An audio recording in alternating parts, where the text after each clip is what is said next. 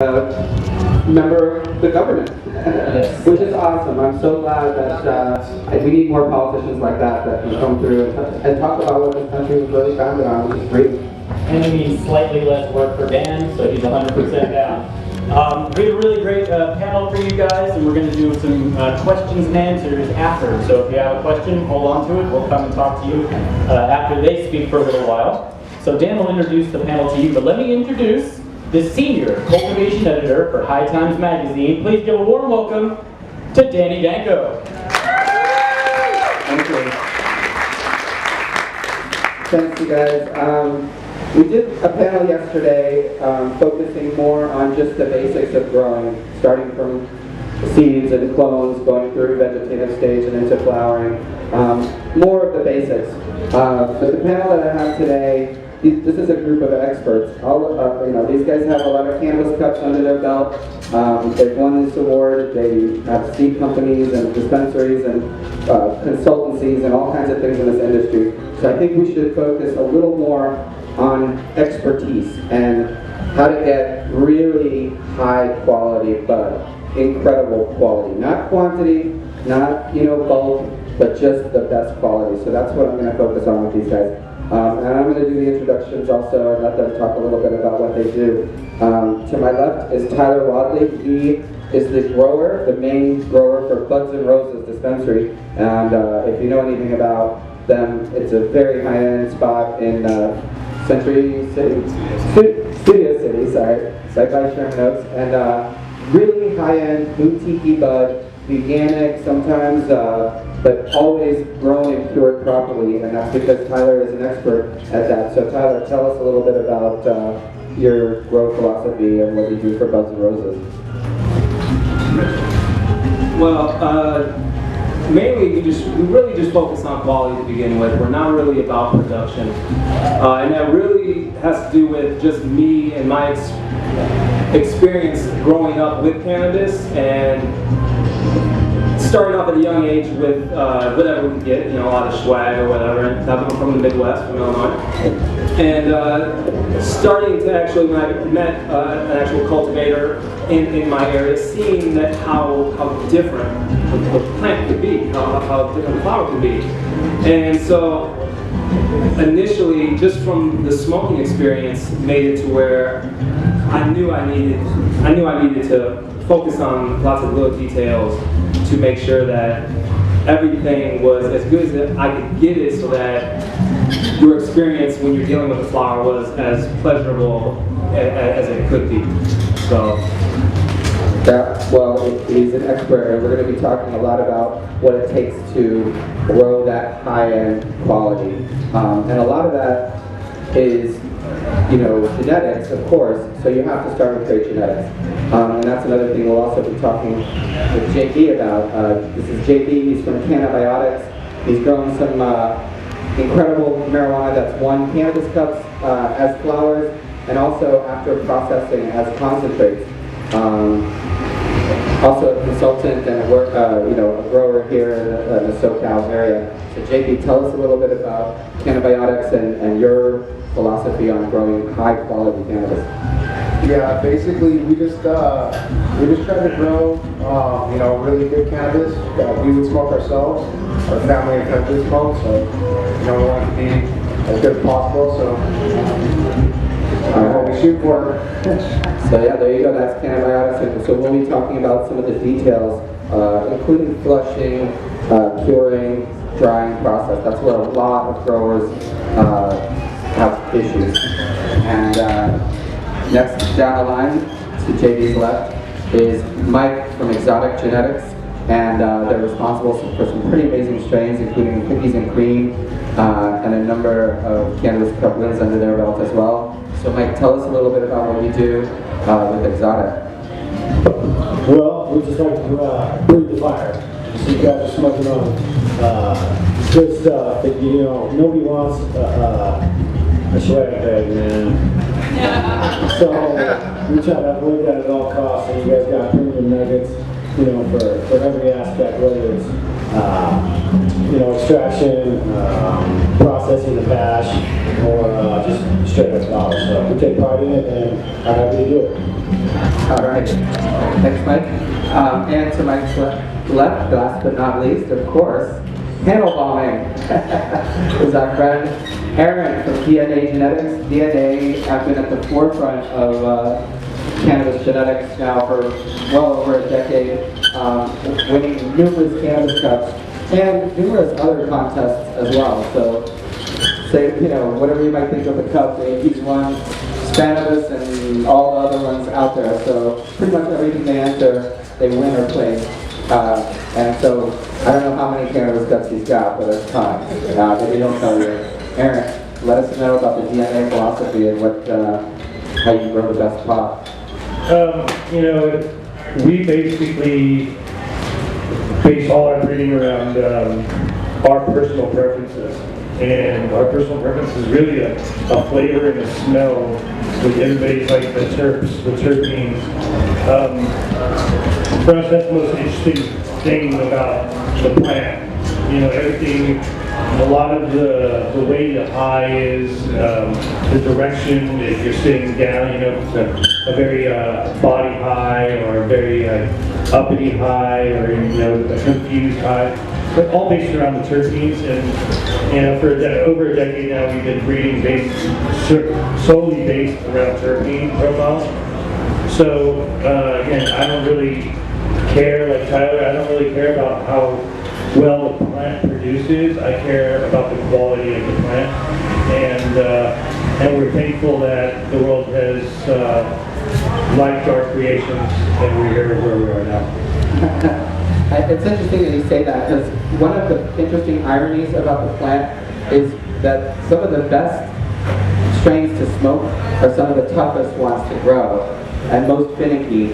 So when you're choosing your genetics, don't just choose based on yield and resistance to mold and things like that. You definitely want the flavor that you're interested in, the terpene profile that you love, because ultimately you can only grow it to as perfect as it will to express the genes that it already has. You're just bringing it to that perfect level.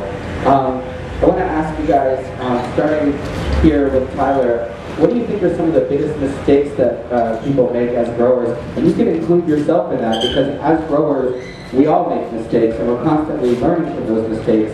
And technically, no one's really an expert. There's always something new to learn, and I know that's kind of your philosophy as well. So tell me what you think is a mistake that people make commonly when they're growing. I mean, I would think one of the main mistakes is most growers are going to try to rush it. A lot of growers are going to be really focused on the end and the pay.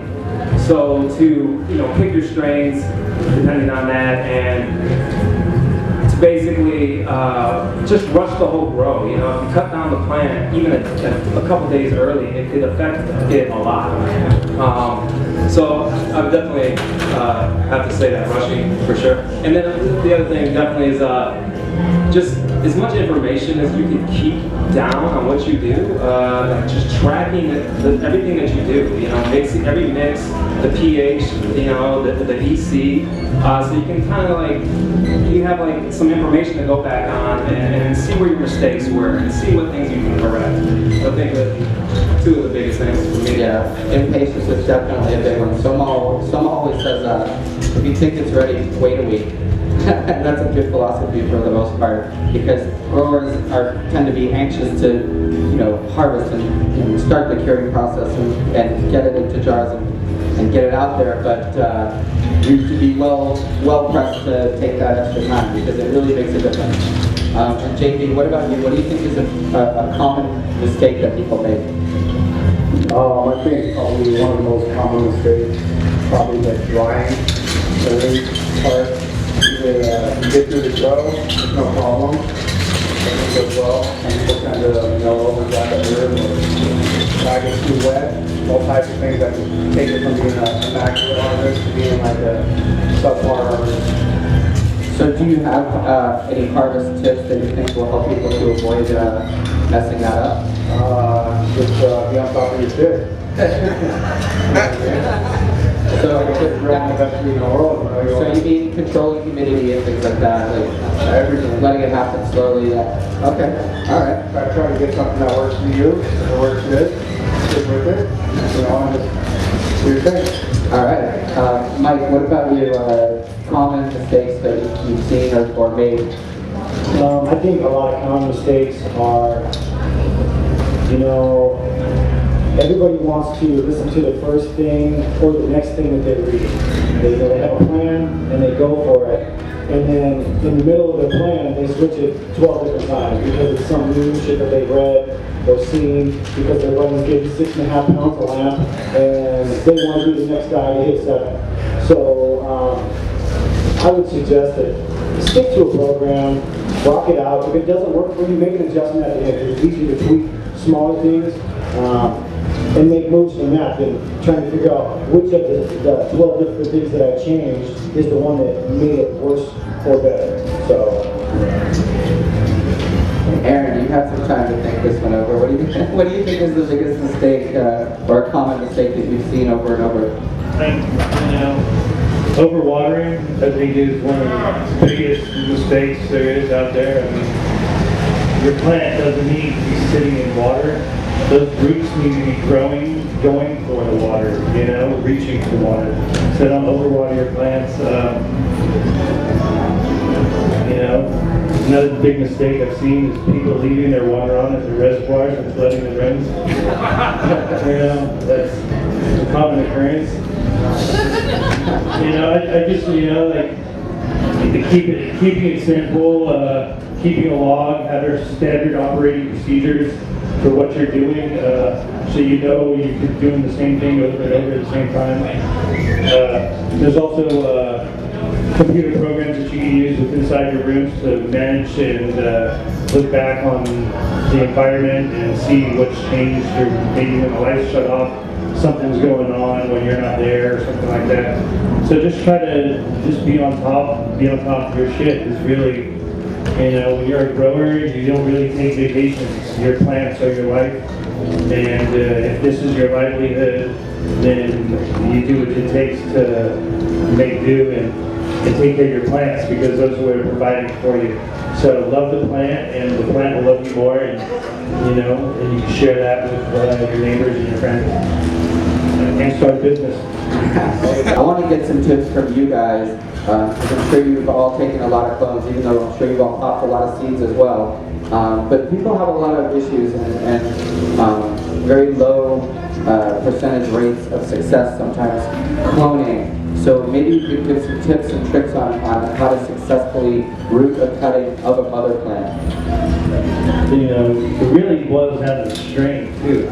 Because like you have some strains like OG Kush, for instance. Sometimes these things don't root for 2 weeks, but they look healthy and great, and then they'll finally spit a little root. You know, again, not keeping your Rockwell too moist. You know, it always helps with rooting and heat mats too. I mean, there's a million ways to skin this cat. You know, rooting powder, rooting gels. Like azos, different beneficials you can use, aloe vera you can use. You can just stick your clones into aloe vera now and use that as a rooting hormone, and then put that in your rock wool and get some roots. There's quite a few ways. I mean, try to keep it as simple and as easy for yourself is the best. What works for you is what needs to work for you. You know, and it's going back to like the biggest issues. You know, we all have a million people trying to tell us how to grow. You know, if you're just learning and you're trying to figure out how to grow, find your one person near you who grows great weed and just listen to him. Because you're going to have 10 other people trying to tell you, hey, do this and change pH and do this. If that guy's doing a good job, listen to him. He'll help you. He'll help your business and he'll help your head stash too. And Mike, do you have any cloning tips? well, I can give you guys kind of an idea on what I used to screw up on many years ago. Again, many years ago when I was screwing up, I would take a clone and I put it in my little puck or rock wool or root riot or whatever you choose to use. I put it in there. 10 minutes later, the thing would just be falling over. And I couldn't figure out why is this thing, on its side. And yeah, I let it sit for a couple of weeks, and some would root, some wouldn't. It would be, kind of a lame excuse for a cone dome. And what I learned is that if you actually just stick those, after you take cuts, throw in a cup of water for an hour, 2 hours, let them chill out. What it actually does is it hardens the moss so that way it fills in with moisture and they don't lose their moisture. Because plants lose their moisture through their leaves. So you just chop them at the base, instantly, naturally, they want to suck up water. And if you don't have any water for them there, they tend to fall over. So when you put them in that cup of water, it fills them up with water, it lets their pressure build, so that way when they do have the stress of going and trying to grow legs or roots, so to speak, they can do that without being so weirded out. And JP, do you have any tips to add to cloning?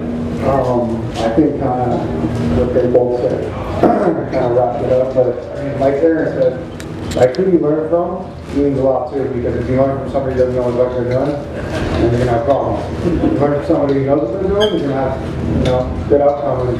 I think that like with the cloning, I would find a good cloning solution, a good cloning gel, maybe something paired together, like Clonex or something, and just throw them in the dome. I think a lot of the amount of time you take them in, like he was saying, some will flop over.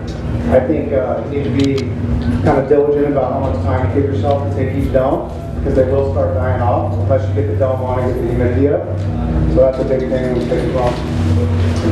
Yeah, I'm glad that Aaron mentioned the heating tray, the heating mat underneath the tray as well, because even room temperature is too cold really for clones to root healthily. So if they're sitting just on a table or a stand or something, they're actually going to be in water that's too cold for them. But if you put a heat mat underneath, get that up to 80 or so, it'll not only will it create that warmth that induces roots out of the cut end, but it'll also increase the amount of humidity inside the tray itself, because it's all about that heat and humidity. You're trying to keep a plant that doesn't have roots alive, and so it's very difficult. It has to take in water through that cut end, and the more warm and moist it is to a certain point, the better. So that's important. And you guys probably root a lot of clones at B&R. Well, for me, it's so starting with healthy mothers obviously would be the most ideal thing. That's very important. Healthy mom. Yeah. Keeping all your equipment clean that you're using, your scissors and everything like that. When I take cuts, I turn my fans off. I try not to have any wind hitting the plants I'm cutting from or the clones that I've cut. I definitely make sure that there's no light, direct light hitting them, because that will stress them out. And then definitely keeping, when you treat your rock wool before you start, having a pH correctly. And then we try to make sure that there's only a certain amount of moisture in the rock wool for at least the first few days. And then as they start to root, we will keep a little more moisture in the rock wool. But we also, right now in the beginning, we do use domes for now, just to keep them from wilting. Otherwise you can spray them. There's a couple of sprays that you can spray that they help them not wilt. Wilt stop. Where's the wilt stop? Wilt stop. I want to talk about something we didn't really talk about yesterday, which is integrated pest management. And if we could start again with Tyler, every grower has to deal with infestation at some point, whether it be spider mites, white flies, fungus gnats, thrips, root aphids. I mean, there's any number of bugs out there that want to kill your plants. But there's a process called integrated pest management, and can you just elaborate a little bit about what that means, how that's accomplished? So it's really, I think, about paying attention to detail and then having some knowledge. So you need to be able to read the plants and see if they are going through certain stresses that maybe a pest might cause, if they have certain damage on them. But the main thing is identifying what the actual pest is exactly, and then figuring out its life cycle so that you can use whatever it is you choose to use correctly to try to fight off the infestation.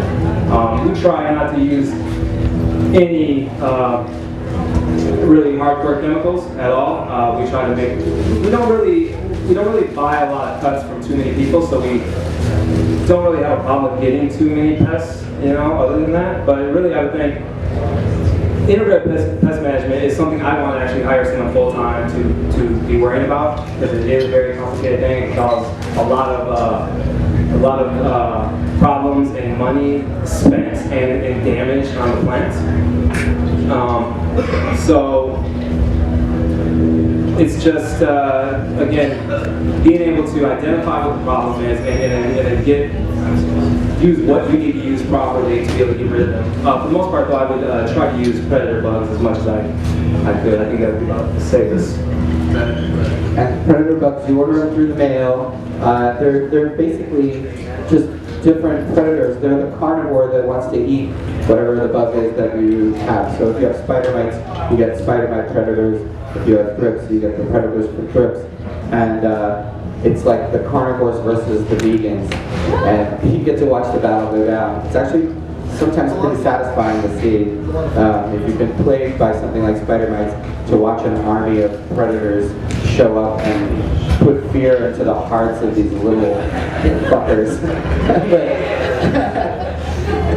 but yeah, and Mike, any tips on pesticides or pest management in general? I think the biggest preventative is just not getting it in the first place. And I know it sounds crazy, I'll get to that at some point. Well, that may or may not be true. It's huge to make sure you don't go in your garden with the same shoes on or different clothes on. You could maybe possibly walk through your garden on. And again, I'm talking about smaller urban areas, not so much in big greenhouses where it's much more of an integrated pest management system. But in a smaller urban environment, make sure you don't wear the same shoes you just wore outside or your clothing, because anything can just jump on there and hit you right into your garden, whether it's bugs or spores from any kind of crazy molds out there. And then another thing that's not too bad is neem-based products are cool at an early stage. Now, I'm not going to plug any brand out there specifically, but they're cool. They don't kill anything. They just make it so bugs don't exactly like the taste of your plant. So they tend not to chew on it as much. Now, whether you have bugs or not, I tend to early on in veg, I'll get an easy spray on everything just to kind of, if there was anything there, just to let them know that this tastes like crap, so don't eat me. And generally that works for me. I don't have any bug issues, but going by those things as far as preventative and making sure you don't get them in the first place is the biggest thing, in my opinion, to not having to deal with the problem later on. And it sounds so funny, he's saying don't get them in the first place. But I've been to so many grow rooms where people are like, oh man, Danny, look, I have spider mites, it's such an issue. And then I look on the floor of the grow room and they haven't swept up dead leaves. The whole floor is covered, there's a puddle.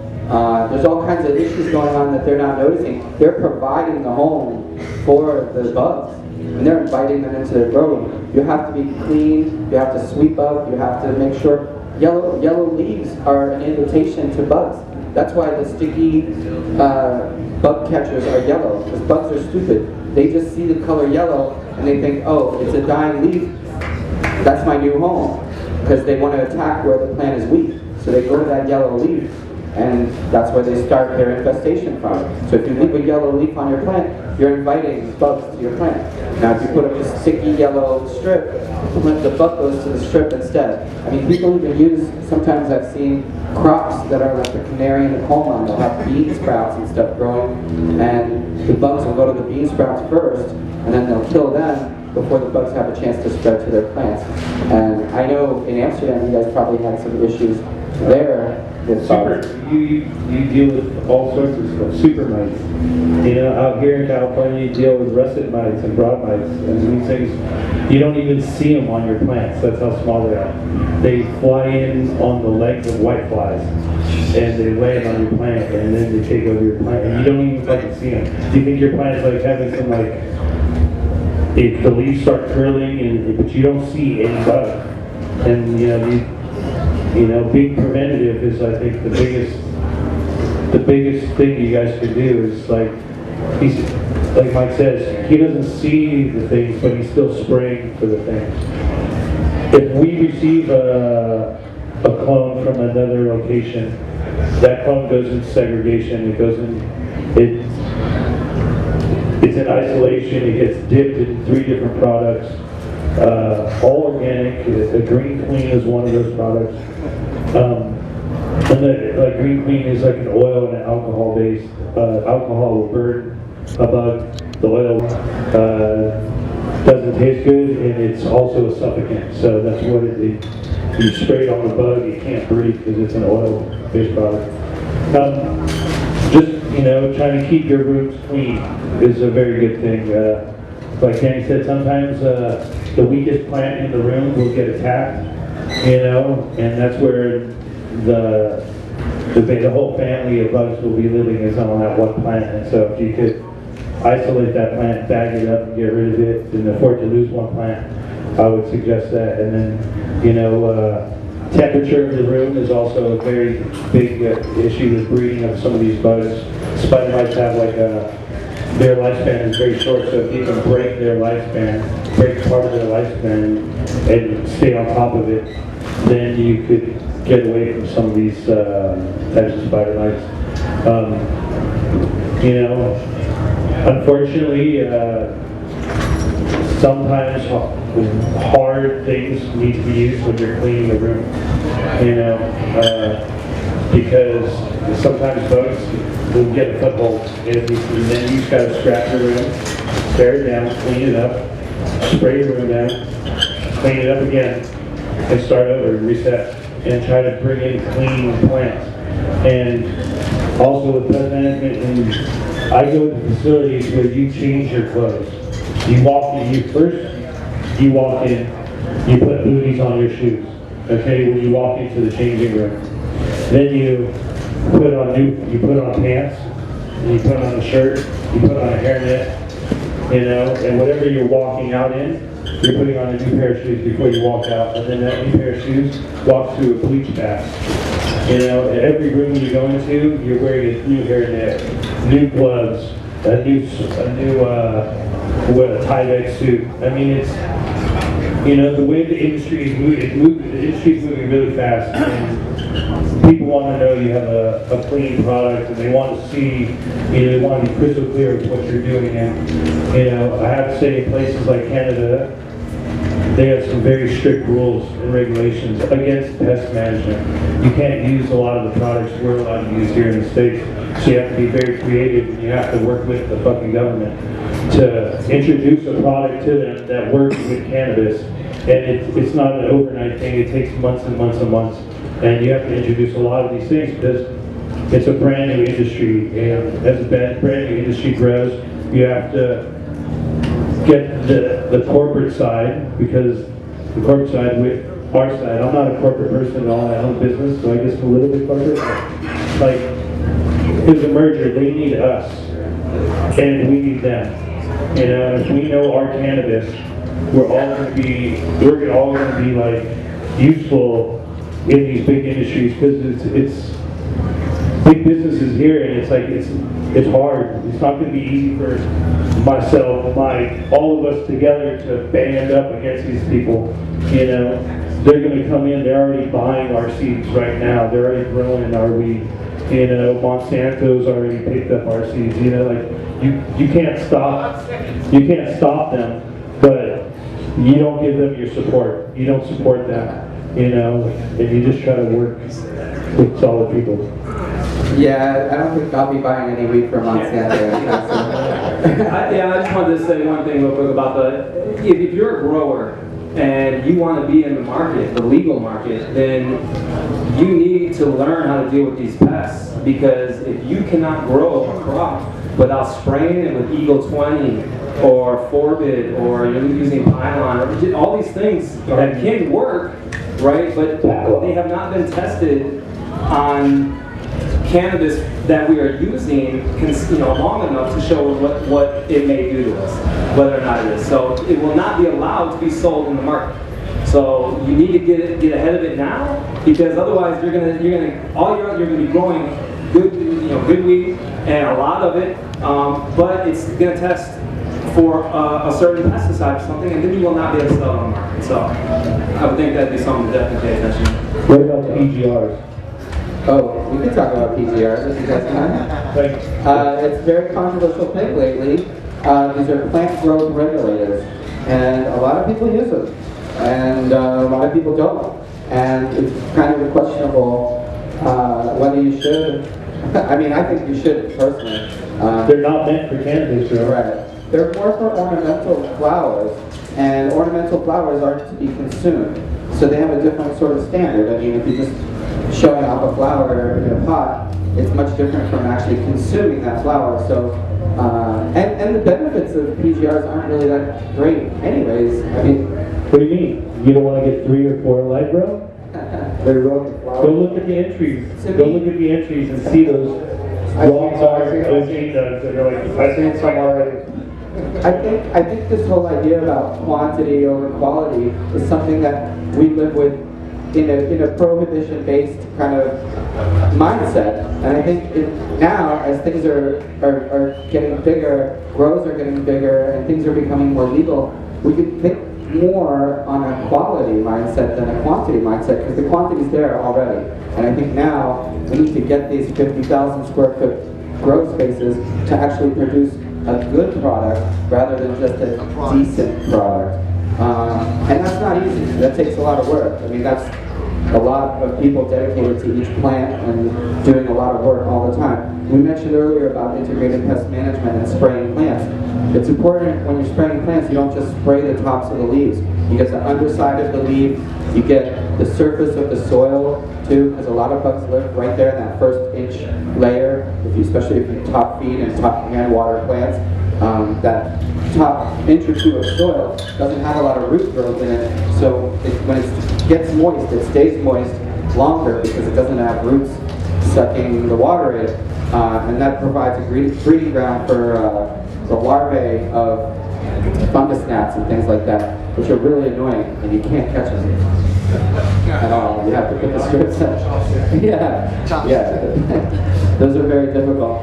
Also, I think we should talk about powdery mildew. This is something people ask me a lot about, how to deal with powdery mildew, what to do if their plants have PM or bud rot. Especially, I guess, more north of here, it's a problem. The whole Pacific Northwest has this issue, in the NorCal. So, what do you guys do as a preventative for molds and mildew? I mean, it really comes back to don't bring it in. I mean, look, I guess if you really have to have the cut that your buddy has that's covered in PM, then you have to bring it into your garden. You can attempt it. I've done it before, and it hasn't showed any traces later on, but from my experience, when you try to tame the beast that already has PM, somewhere down the line, it comes back. Now, PM is one of those crazy things where if you give it the environment to grow, it will flourish, and it will just bang bust your whole room. It'll just yeah, I mean, realistically, let's be serious. It's herpes of the cannabis plant, man. It spreads so fast that it's wild. But there's a lot of products out there don't actually treat it. They say, oh, use us, we'll get rid of the powdery mildew. And I mean, it's true and false because it gets rid of it right there in front of you, maybe even the next day. But give it 2 more days in a high humidity environment, and then it'll come back even gnarlier than ever. So, clean rooms, don't bring it in. If you have to bring it in and try to tame it, keep it quarantined. Use some products that bring the environment down to a stable condition where you can try to get the virus out of the plant. It's something that affects the plant way down to a cellular level. I was talking to a scientist about it not too long ago, and he was really breaking it down 10 times past what I've ever been, educated as far as powdery mildew goes. And it was wild how it actually really works down there. So it can be tamed, but just don't bring it around the other plants. Do it in a enclosed environment. And just try not to get it in the first place, but it's a beast, man. All right. I want to mention before we start taking a couple of questions, we're honored by the presence of Mr. Mel Frank here, legendary grow author. Much of the accumulated knowledge up here on this panel and the grow knowledge that we learned from him. So thank you, Mel. Thank you.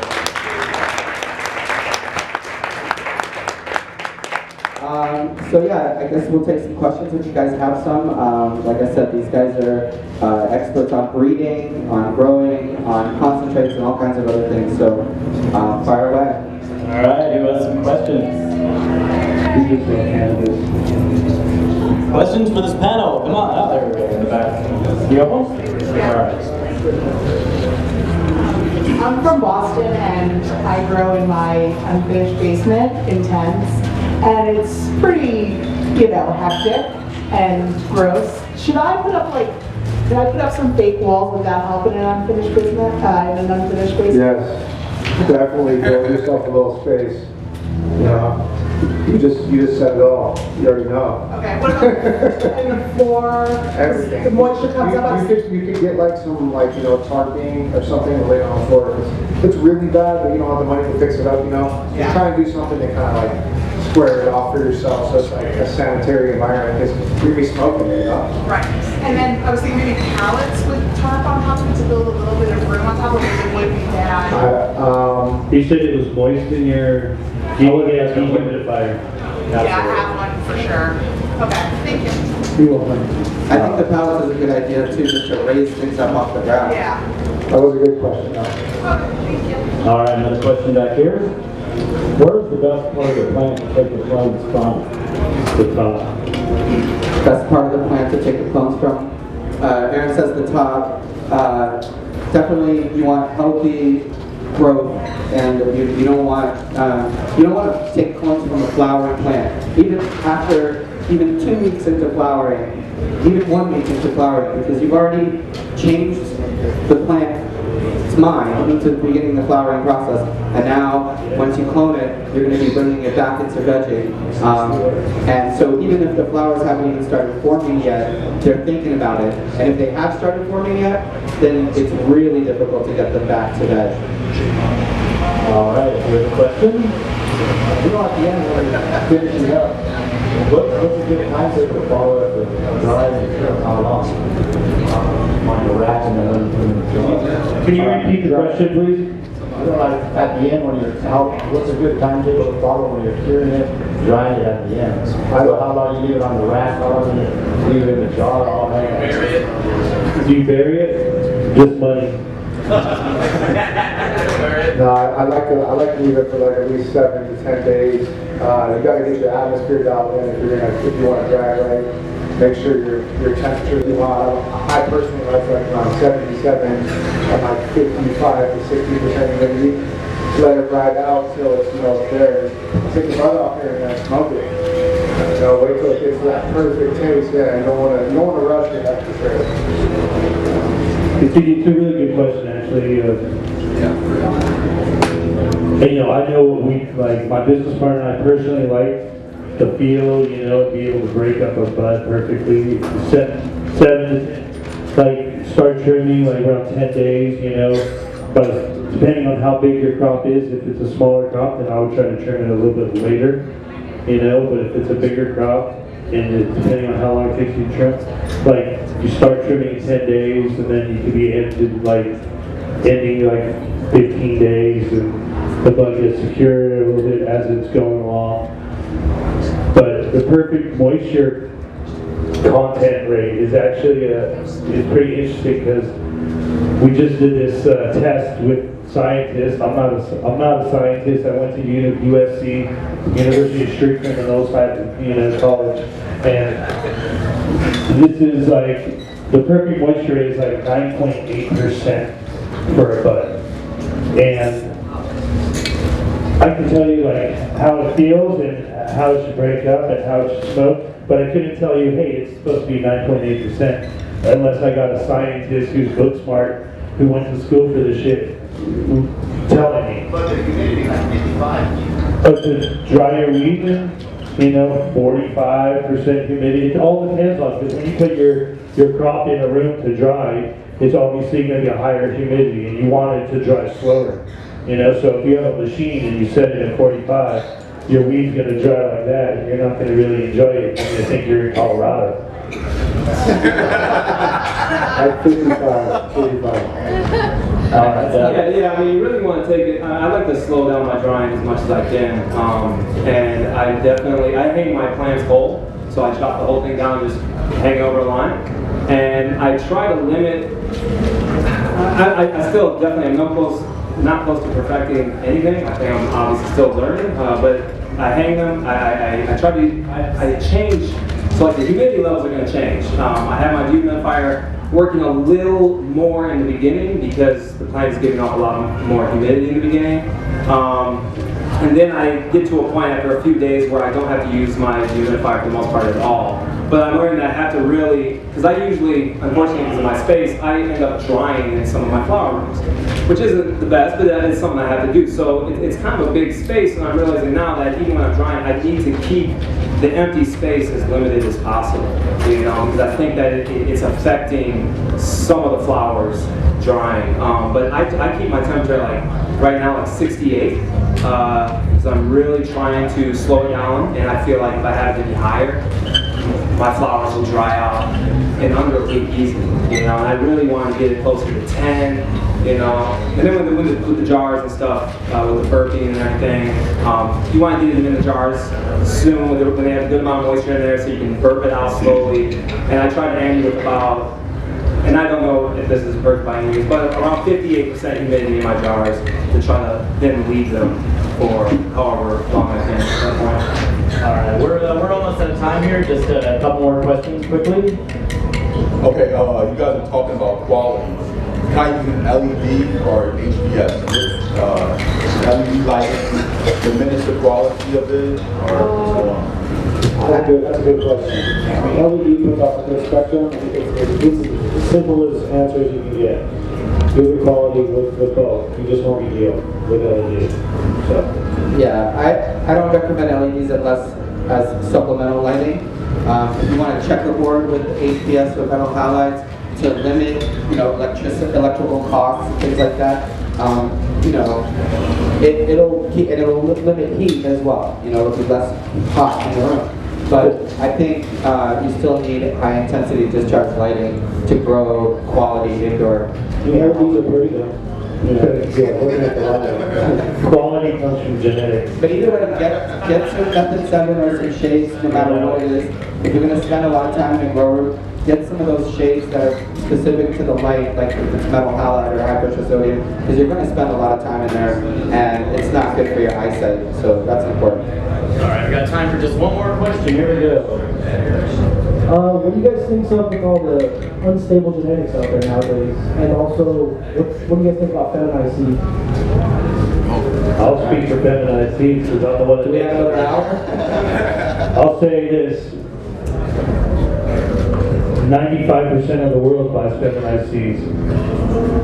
They don't give a shit about a male plant. They're not trying to do no breeding. The farmers in Morocco right now that are buying millions of seeds from us don't want a male plant. Not saying that it won't happen with feminized seeds, because it still does. You still can get a true male plant from a feminized seed. It's very rare that it happens, but it happens. And stability, when you say stability, you mean a hermaphrodite factor? Yeah, hermaphrodism is definitely an issue. Some people don't use solid genetics. At the very beginning, some plants